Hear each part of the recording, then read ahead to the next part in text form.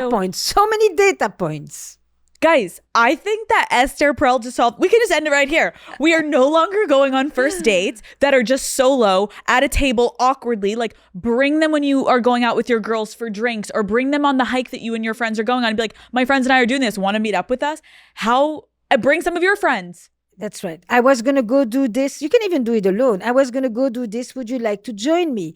Meet around an activity that is part of your life where you have a certain confidence already and you can share something. You bring, and then you will see, you'll come out of the movies, the theater, the whatever, the show, and you say, oh, I have nothing left to say. And then you say it was nice. And then you still enjoy the show.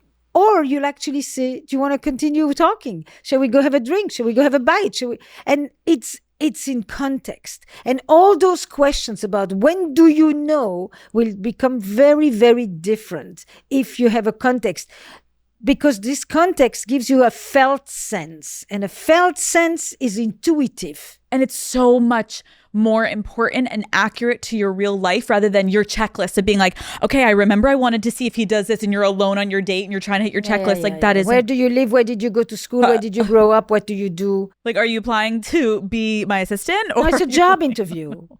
Okay. It's a job interview. It's not a beginning of a story. I mean, it's relationships true. Are stories. A first date is the first page of a story. Right. And it will either be a short story or a novel. It's interesting because let's say, and I know everyone is obviously different and every circumstance is unique, but let's say, Esther, someone is like, okay, I am in the dating world. I'm taking all of your notes so far, but could you help me in what traits are actually important to care about in a future partner? Like, what should someone really be actually focusing on if they're looking for a long-term person in their life?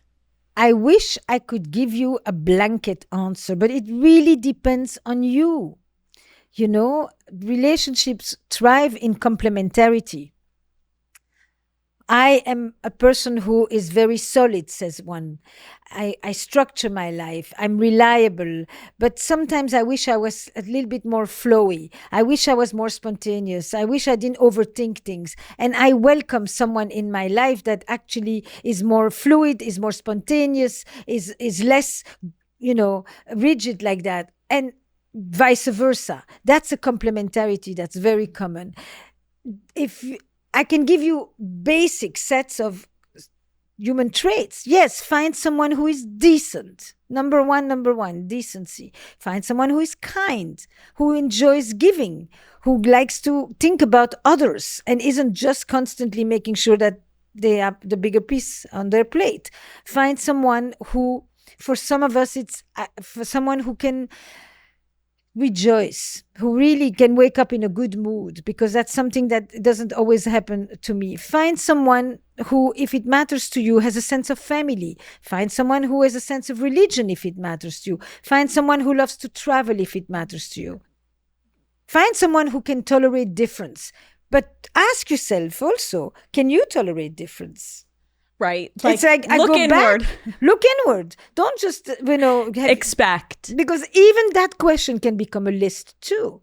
I agree with you. It's almost like you can't tell people exactly what to look for, because I agree it needs to complement you.